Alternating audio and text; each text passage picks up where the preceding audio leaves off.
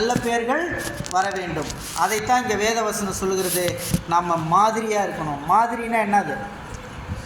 எக்ஸாம்பிளாக இருக்கணும். முன்மாதிரின்னு நம்ம சொல்கிறோம் இல்லையா தமிழில், அந்த முன்மாதிரியாக இருக்கணும். நம்ம தான். ஏன்? அந்த பிள்ளை ஆண்டவருடைய பிள்ளை. அந்த பிள்ளையை பாஸ்டர் வளர்த்துறார். அந்த பிள்ளைய பாஸ்டருடைய பிள்ளைகள். பாஸ்டருடைய பிள்ளைகள் எப்படி இருக்கணும்? முன்மாதிரியான பிள்ளைகளாக இருக்கணும். எப்ரானின் பிள்ளைகள் எப்படி இருக்கணும்? முன்மாதிரியாக இருக்கணும். எப்ரான் சபையின் பிள்ளைகள் we are role models.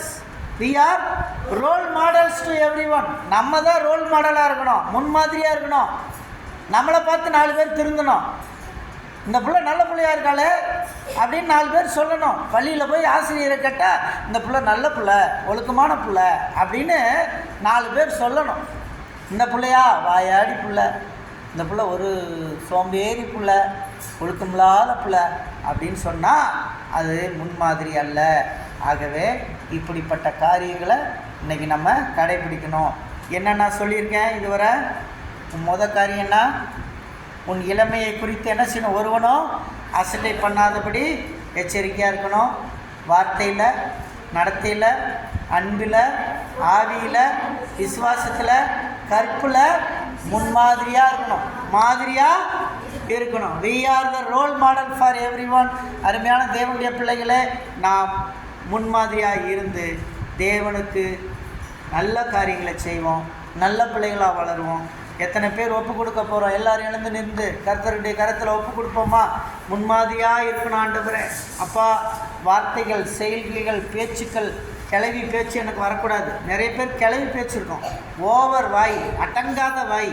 இந்த கிளவி பேச்சு பண்ணால் கிளவி மாதிரி ஆகிப்பிடுவோம், அப்புறம் பல்லெல்லாம் விழுந்துடும். அதனால் கிளவி பேச்சுக்கு இடம் கொடுக்காதீங்க.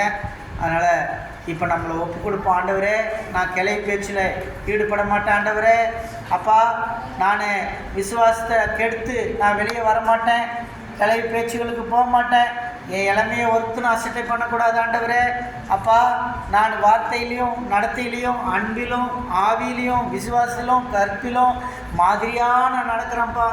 என்னுடைய ரோல் மாடலை எனக்கு கொடுங்கப்பா. குட்டி பிள்ளைங்க எல்லோரும் ஒப்பு கொடுங்க. பிள்ளைங்க, வாலிப பிள்ளைங்க எல்லோரும் ஒப்பு கொடுங்க. இன்றைக்கி ரோல் மாடல் வேணும். கர்த்தருக்காக நான் முன்மாதிரியாக நிற்பேன்னு சொல்லி ஒப்பு கொடுங்க. விசுவாச பிள்ளைகள் உங்களை ஒப்பு கொடுத்து இன்றைக்கி உங்களுடைய வார்த்தைகள் கூட ஏதாவது எக்ஸ்ட்ரான பேச்சுக்கள் இருந்துச்சுன்னா அதெல்லாம் நிறுத்திடுவோம். கிளவி பேச்சு இருந்துச்சுன்னா நிறுத்திடுவோம்.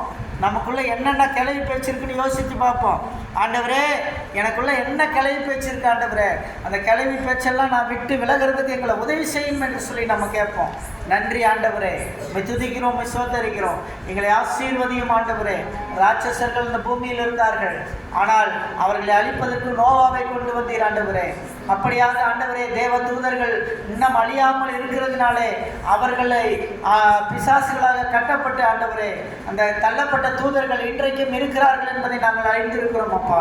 அப்படியாக எங்களுக்கு அப்படி அல்ல, நாங்கள் புறஜாதிய சபையின் காலத்திலே இருக்கிறோம். ஆகவே நாங்கள் கற்புள்ள பிள்ளைகளாக, நாங்கள் ஆவியிலும், அன்பிலும், நடத்தையிலும், வார்த்தையிலும் ஆண்டவரே ஒருவனும் அசட்டை பண்ணாமல் ஆண்டவரே நாங்கள் முன்மாதிரியாக இருக்கட்டும். ஆண்டவரே எங்களை ஒப்புக் கொடுக்கிறோம். நாசிரியனாகிய இயேசு கிறிஸ்துவின் நாமத்தில் உங்களுடைய பிள்ளைகள் கொடுத்த அந்த காணிக்கை ஆசீர்வாதம் எங்களுக்காக ஜெபித்துக்கொள் என்று சொல்லி ஆண்டவரே, இன்றைக்கு சொன்ன ஆனந்தி என்று சொல்லக்கூடிய அவருடைய பெண் குழந்தை மருத்துவமனையில் ஐசியூவில் இருக்கிறது. ஒரு வாரமாக அந்த குழந்தை மீண்டு வருவதற்கு நாம் ஜெபிப்போம்.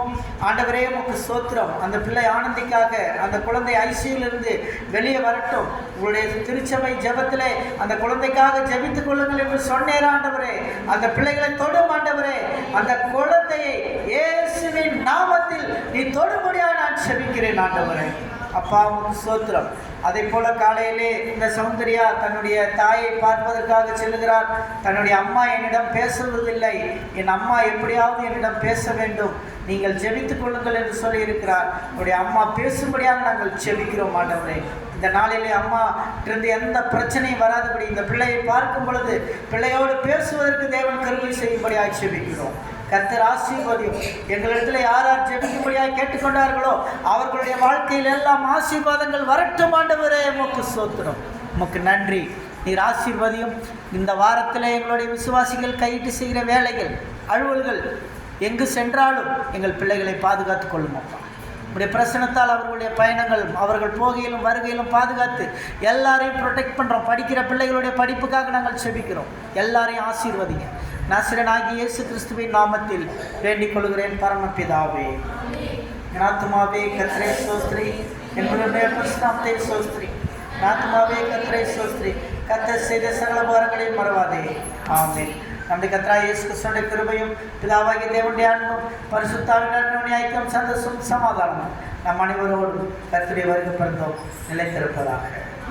அல்லேலூயா, அல்லேலூயா, அல்லேலூயா. கர்த்தருக்கு ஸ்தோத்திரம்.